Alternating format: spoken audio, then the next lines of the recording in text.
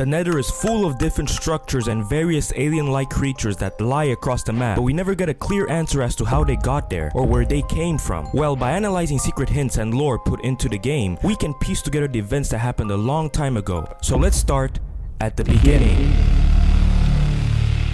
Long ago, the Nether was called the Kingdom of Nef, a place home to the Nephians, a peaceful tribe of monks who lived in harmony along with the creatures populating this world. Above the kingdom was the Hole of Death, which separated their world from the surface. No Nephian was allowed to go to the outside, as their philosophy said that they should be happy where they are and never look for more. Throughout the years, the Nephians had built entire structures made to protect one thing, the Star of Hope. This star was believed to be the piece that kept the entire kingdom alive. But one day, something happened that would change everything. The Nephians had a tradition. Every 1,000 years, a baby would be born with a scar on his face, and that baby would go on to become King of Nef. So one day, in a small village, a baby was born. His name was Crimson. Hello. Oh my god, he has a scar! My son is a king! The people cheered as a new king had just been born. They believed he had been sent by the gods to lead the people to greatness. As he grew up, the young king started developing special abilities like being able to cure people's diseases or making plants grow faster. Wow, how did you do that? He used these powers to help the people of his kingdom, and everyone loved him. But while Crimson loved his kingdom, he'd always been curious as to what lied beyond the hole. Of course, he never talked about it, as wanting to go through the hole was considered a sin in their culture. But one day, he noticed a silhouette coming down from the hole. The figures flew down from the sky, and out came a group of people. He had never seen people from the outside. See, although Nephians aren't allowed to go to the surface, people from the outside regularly visited the kingdom for trades and exploration. As they were wandering around, Crimson noticed that they had items he had never seen before. Shiny golden armors, tools like pickaxes or swords. These were all things you weren't able to get in the Kingdom of Nef. The color and beauty of the gold fascinated him. Wow, that suit is so pretty. Dad, could we go to the surface and take some of these resources? No, son. You know we aren't allowed to go up there. It's against our culture. It is said that if a Nephian ever goes to the surface, it would be the end of the world. That's not fair. Crimson was stubborn. He spent days thinking about what he saw, not being able to take his mind off the gold that the outsider was wearing. He knew the philosophy of his kingdom was against chasing something you couldn't have, but this simply felt unfair to him. Who even made these rules anyway? So one night, without alerting anyone, he snuck out of the fortress and used his powers to dig a hole all the way to the surface. As he arrived at the top, he saw the Overworld for the first time. He looked out and was amazed to see how beautiful and magical the outside was. Wow, this place is so pretty. He had never seen animals like this. Mountains, trees, rivers. He was already falling in love with this place. But all of these emotions went away as he realized none of the people from his kingdom would ever get the chance to see this. Why weren't the Nephians allowed to go up there? This isn't fair. We're stuck in a giant cave while people get to live up here? I need to stop this. As a king, he had the responsibility to lead them to a better life, so he was going to tell them about what he saw. He went back down to his kingdom and gathered everyone for an announcement. My dear people, I have decided that we will all extend our kingdom to the world of the surface. Everyone in the audience was shocked and baffled at what they had just heard, and started wondering why he would say such a thing. After all, going to the outside was considered treason, but the people trusted their king too much, so they kept listening. I have seen the outside. It is the prettiest thing I have ever witnessed. I'm inviting anyone who is interested to come and explore it with me. The entire crowd stayed silent. Not a soul stood up to come with him, except for a group of people who decided they would go with him. So for the next few days, they started building a staircase that reached all the way to the hole. As they entered the overworld, their jaws dropped. This was the prettiest place they had ever seen. Soon, they started making a base using the new blocks from this mysterious world. But soon after, a group of men wearing armor noticed them. Hey, you guys are Nephians! You aren't supposed to be up here! Oh, don't worry, we simply moved. This place is great. No, this is our territory! You are not allowed to build here! But we are good people. Can't we all just live in harmony in this place? That's it! Take them down! No! Crimson watched in horror as dozens of his tribe members got murdered by the men. I need to go back in the hole. Crimson had just witnessed his own people getting killed because of his decision. It made him angry. This wasn't fair. He wanted to bring them up here so they could have a better life. How dare they do this to us? Filled with rage, he ordered everyone to go up and defeat the people who wronged him. Oh god, I think there's more this time! Run! But before they could go further, the king used his magical powers and threw a spell at them, and the men turned into green, lifeless creatures. With my powers and our army, nobody will ever wrong us again. Slowly, the army of Nef took over the overworld, building underground cities to hide from the outsiders. He ordered them to gather resources. They made armor for the first time and were becoming more powerful than ever. But what Crimson wanted wanted the most was gold. He was obsessed with it. Unfortunately,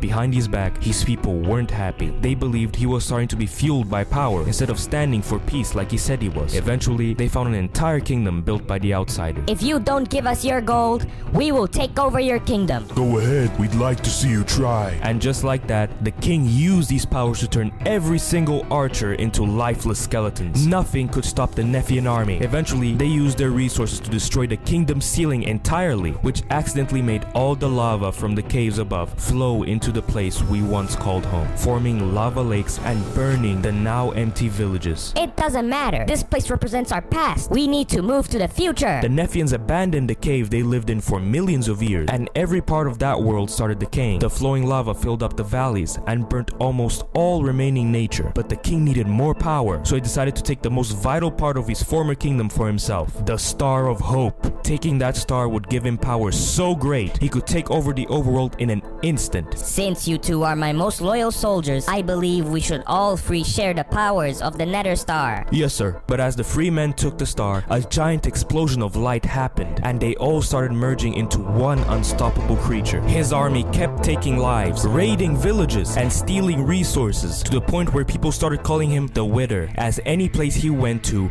would wither away and die. But the Nephian people weren't happy. Their blind trust for their leader had led them to go against everything they once stood for. What was once considered a group of peaceful beings were now barbaric raiders that would destroy anything and anyone who stood before them. This wasn't making their lives better. If anything, the constant fighting made it worse. So one day, Crimson's mom stood up for the people and confronted her son. Son, you need to stop this. We're tired of the raiding. You promised you would give us a better life by bringing us here, but you're forcing us to destroy everything we come across. We are a tribe that stands for peace, not war. This is peace, mother. Don't you get it? These people are evil. We're eliminating them so that peace is the only thing left. Death is not peace. That's it. We're going back to the Neph Kingdom. No, I am the king. You do what I say. If I say you need to get me gold, you get me gold. We won't keep getting gold for you, and no amount of your magic powers will make us do that. Oh yeah? In anger, the king used his power against his own people, turning every one of them into pigs that could only think about one thing, getting gold for him. Now they would finally listen. I'm sorry, mother,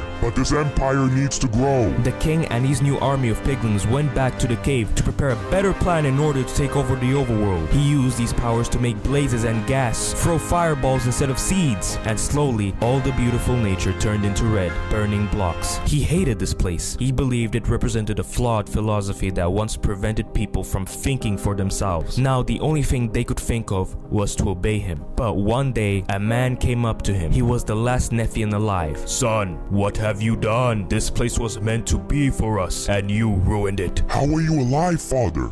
And how dare you question me? I am the man whose job is to restore the balance. Your reign ends now. That's it, old man. You're done. What? How are you still alive? You have tarnished what was once a good place. You let it wither away and die. All that for gold? I am the king. You don't tell me what to do with my powers? The man then flew into the sky and started rebuilding the ceiling that once separated the kingdom of Neph from the overworld. Instead, this time, he built it out of bedrock so that nobody could ever exit this place again. No! The Wither King was now trapped for eternity in a kingdom that he had destroyed out of greed. This place will not be remembered, and the memory of everything that this place once was will haunt you forever. Why? Everything I did was to protect and empower my people. My people deserve a better life. Protect my people.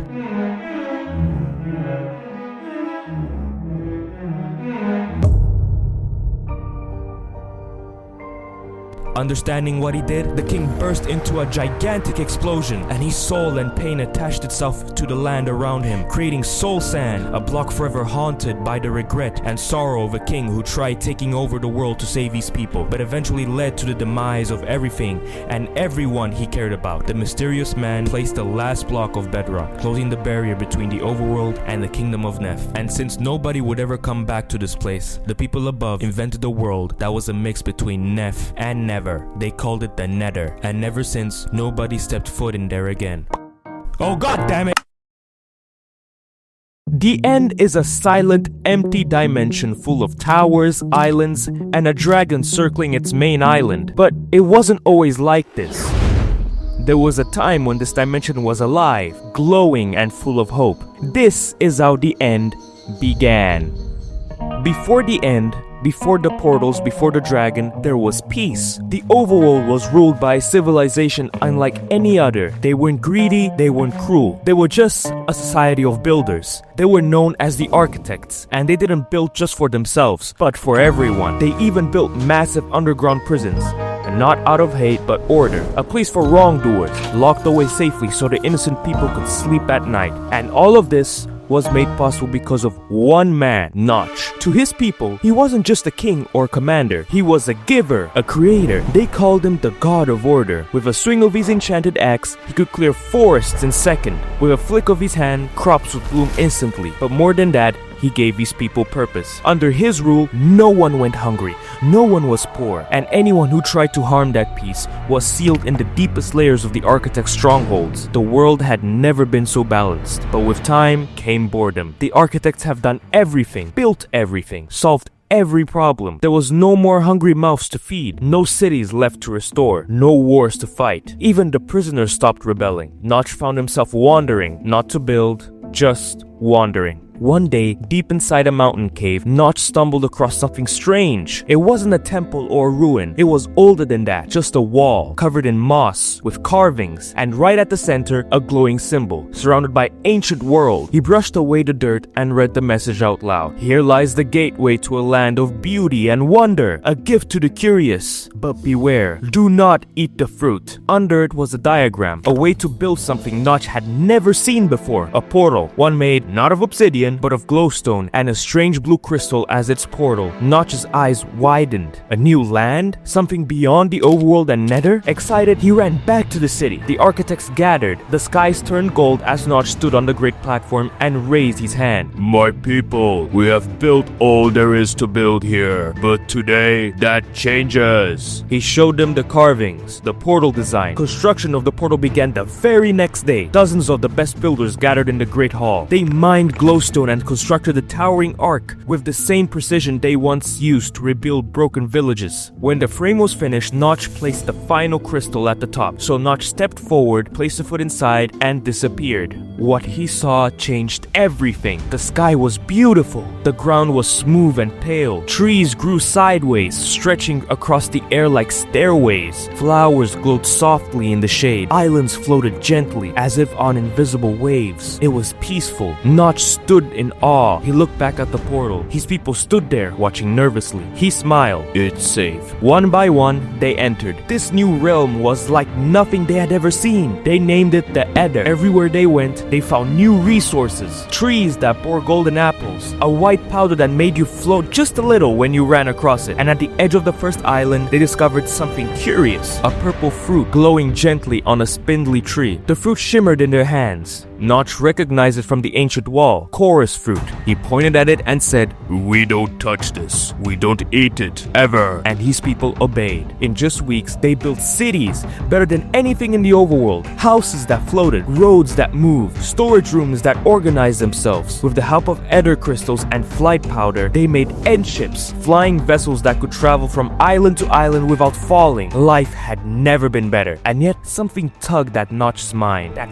fruit. One day, as they were building near the edge of a high island, a builder named Aaron stood beside the chorus tree. He was always curious, too curious. No one was watching. He picked the fruit and took a bite. The next second, he was teleported to a pocket dimension. It had a platform and a giant portal further away. Behind him were hundreds of endermites chasing him to the portal. He swiftly jumps into the massive end portal and escapes. For the others, he teleported instantly, but to Aaron, not quite. Everyone panicked. Notch was called. He arrived in seconds. What happened? He asked. Yo, that dude ate the fruit, bro. Then he just teleported out of nowhere. The group looked around. Suddenly, Aaron bitten by a purple parasite. Before anyone could react, Notch crushed it instantly. It evaporated into purple smoke. Aaron passed out for weeks. No one touched the chorus fruit again. Notch gave new orders. Chorus fruit is forbidden. If you find it, destroy it. But deep down, he was intrigued. Teleportation. Aaron eventually woke up, seemed fine, but something about him was off. He stopped speaking. His skin began to turn dark. He refused food, wouldn't look people in the eyes. And then one night,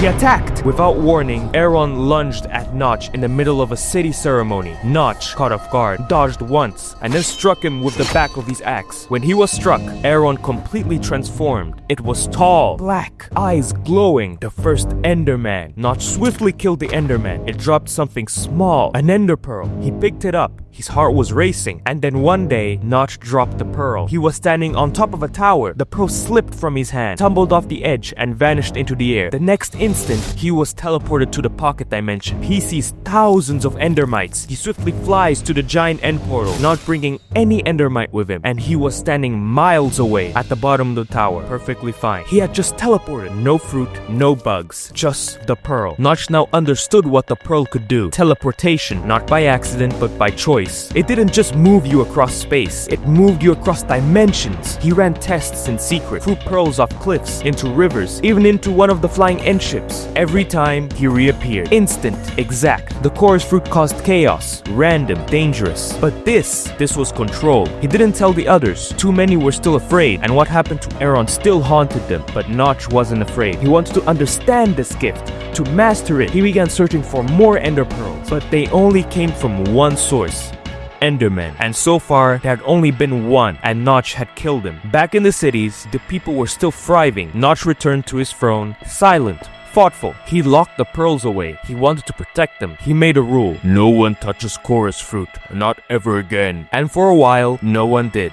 Back in the Overworld, one day someone broke out. Deep below, inside the original architect's stronghold, a prisoner escaped. He had no name, just a number, 019. He had been locked away for decades, too dangerous to be released. No one remembered what he did, only that he could never be trusted. But the world had changed. The cities were empty now. The builders had moved on to the Nether. No one was watching. He found the old portal, still active, and he stepped through. He looked around and saw a tree, a strange purple fruit glowing gently. He picked it, ate it, and vanished. Inside the pocket dimension, he wasn't afraid. He was angry. The Endermites swarmed him, but couldn't pierce his skin. The prisoner fought back, slamming them into walls, smashing them underfoot. He escaped through the portal, dragging 2 mites with him. Someone found him wandering the city. "Don't ever eat that fruit again!" They screamed. "Those things will bite you, and you'll turn!" The prisoner just smiled. Not me. He said, I'm built different. he asked for one thing. Where's Notch? He found the ruler on a high balcony, watching the skies. Notch turned, surprised. You were locked away. Prisoner held up a chorus fruit. I know what this does now. I know what's in there. Notch narrowed his eyes. You're infected.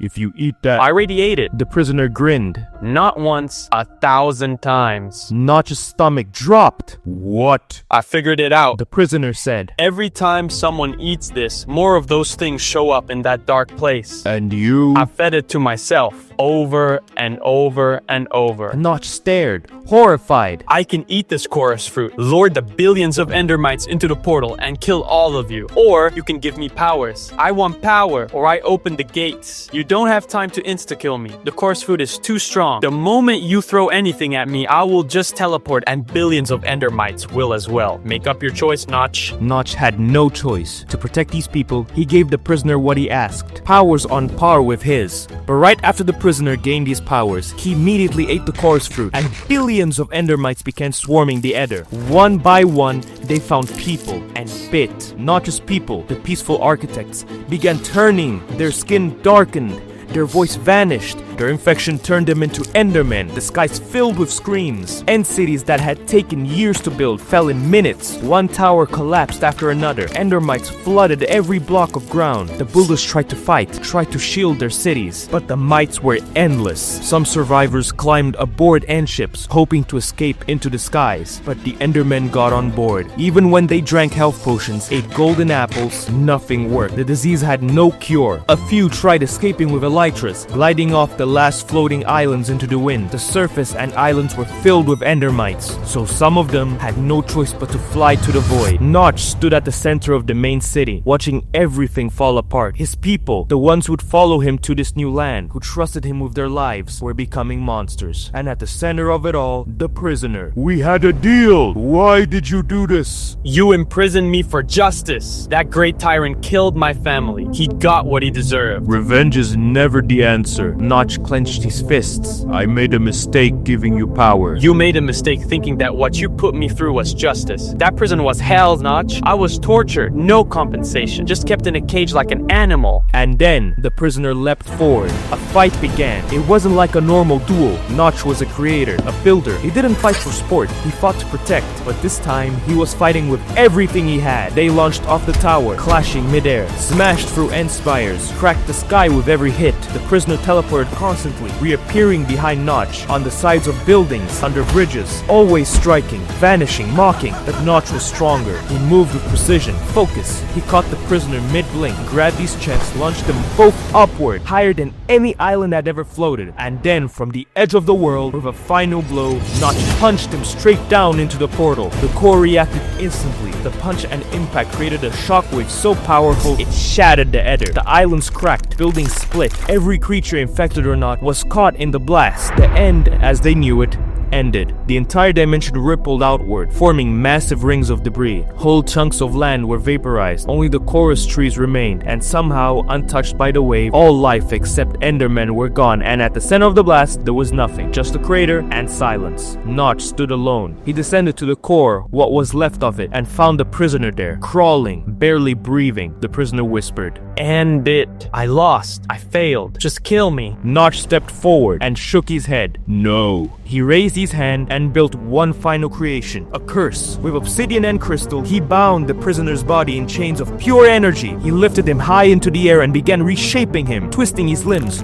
stretching his form, erasing his face, until he became something else. A massive winged beast, trapped, tormented, unable to die. The Ender Dragon. Notch placed 8 crystals around him, not for healing, but for containment. The dragon was locked in a loop, cursed to fly forever, never to rest, never to forget. This place was beautiful, Notch said, and now it's gone. He turned to the crater, to the land once filled with life, and said his final words. The only way to end your pain is for someone strong enough to kill you. Then Notch walked through the last portal and left the end behind.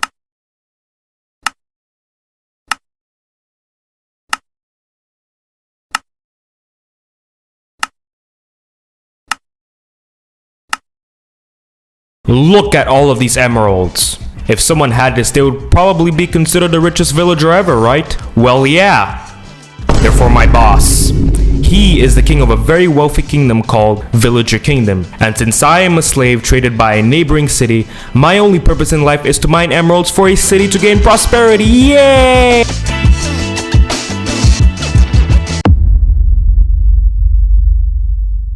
Man, I hate mining emeralds, bro. If only I could just be a normal citizen or something. Yo, as long as the king is reigning, there's nothing you can do, bro. Yeah, you're right. I should just ignore my dreams, right? Believe me, bro. Everyone here wants this as much as you.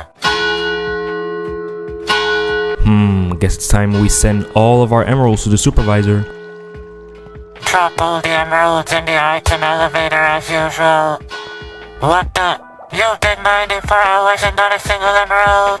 I'm sorry. Tomorrow, oh surely, there will be no tomorrow. Now take this punishment like a good boy. Go on without me, man. Okay, sure, man. Fart guy. Man, I wish that was me. Yeah, man. Wait, what? After that horrifying scene that for some it felt really good, we decided to go back to the dormitory and sleep for another day until something unexpected happened. What the?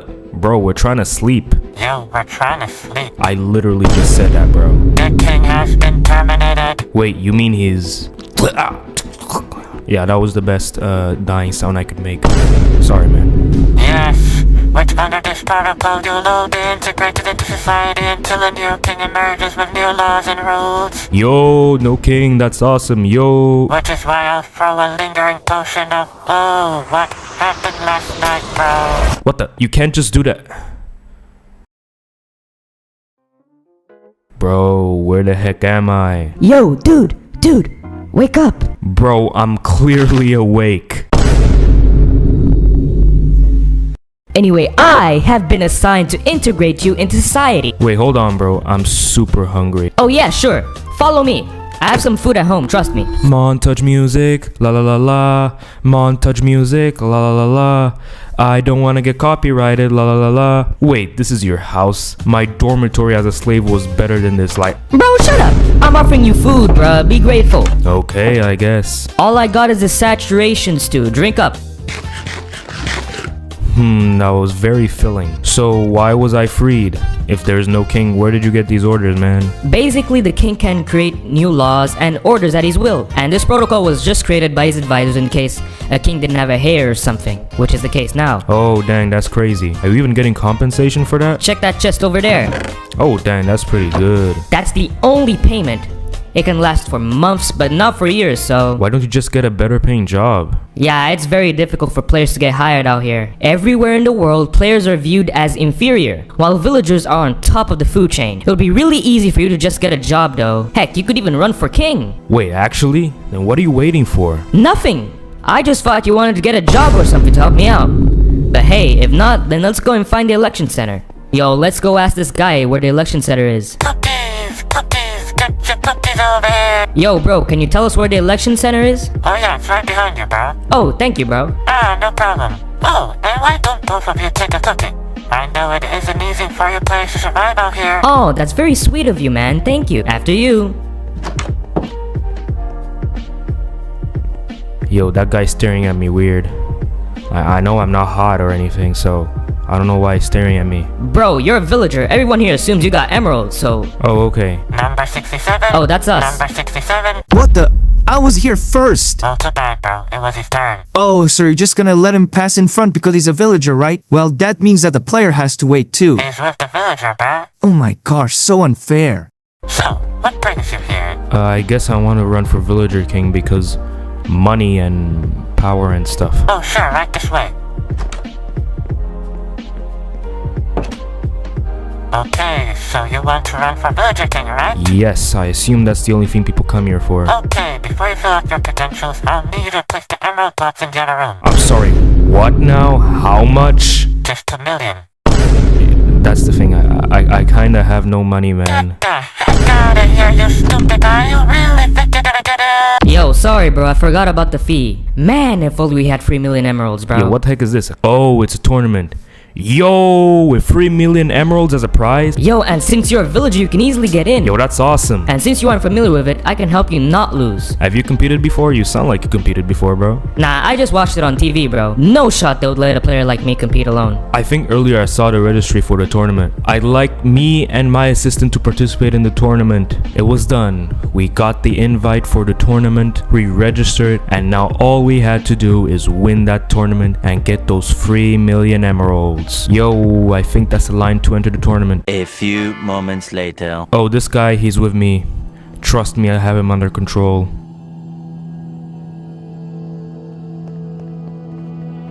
Remember, whatever happens, bro, just be by my side, bro. I'll tell you what to do. Okay, bro. Well, if it isn't the villager and the player, the two losers from Loserville. What is this, Disney Channel? Yo, just ignore him, man. Come on, you can come up with better insults than Just that. so you know, you're gonna get crushed out there. I'm really scared, man. See you in the other side, chump. Oh.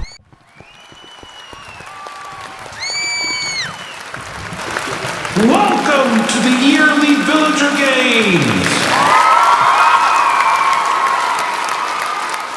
And to start off, we're gonna play What Would You Choose?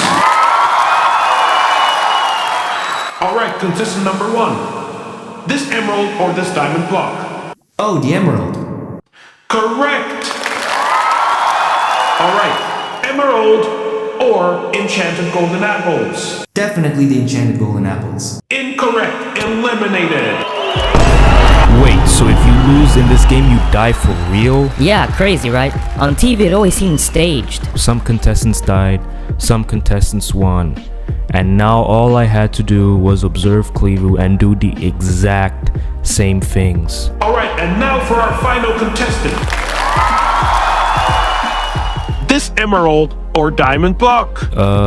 Emerald. Correct! Emerald or chest full of enchanted golden apples? Emerald. Correct! netherite block or emerald. Emerald? Correct. Now here's a tricky one. The dragon egg or this chest full of totems of undying. This has a bit of green, so yeah, that option, man. Correct. And now for the final choice. This emerald or this Latina baddie. I mean, you can never go wrong with a 10 out of 10 Latina, man. Correct. You win. Oh, cool, I won. Awesome. Yeah, I know, right? Do I keep the Latina? Prize for Clevu. Oh yeah, that's our group. Yo, what the heck is this? Yo, I thought it was only for the winner. Bro, I know it's nuts. We just gotta keep winning and keep getting paid. After that, we kept winning a bunch of games.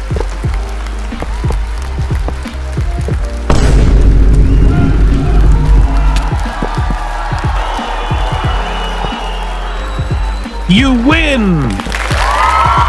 After that, we kept dominating in the games. And little by little, our net worth increased. I even bought a house, man. But I felt that something was changing for Clevu. I low-key think that the glory was going for his head. What the? Bro, why the heck do you have a bunch of witches here? What the? Bro, knock! Dude, that's... Oh my gosh. Yo, what's the strategy for the next game? Don't worry, bro. I'll tell you tomorrow, man. Totally. Not gonna lie, bro. You gotta lock in a bit. Like, this is not good. Dude, relax. We got this in the bag. Like, we're in the final. Don't worry. 4 witches, man? Like, come on. Okay, just don't be noisy. I'm gonna go to bed. Yeah, bro. 100%. I didn't get much sleep that day for obvious reasons. But it doesn't matter because it's time for the final game. Are you ready, bro? Alright. Alright, let's go.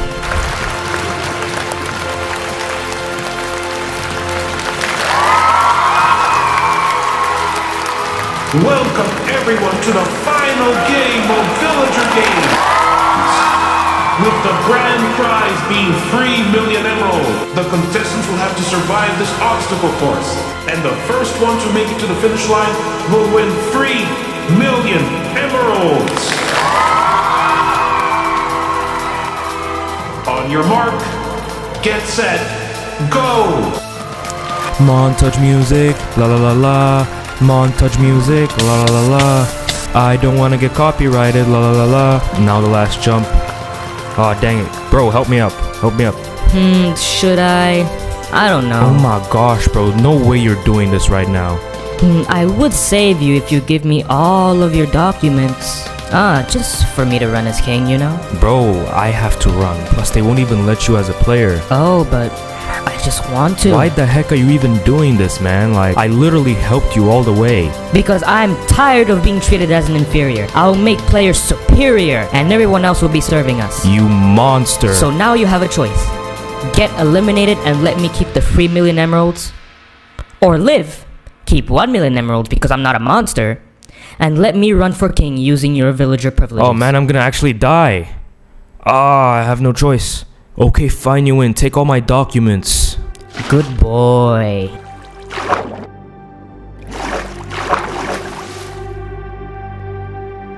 You win! A new era begins. A new era where players are superior, and all the villagers will pay. So yeah, I ended up keeping the 1 million, but at what cost? Cleveland's gonna cause tyranny, and the whole kingdom is gonna change. Not on my watch.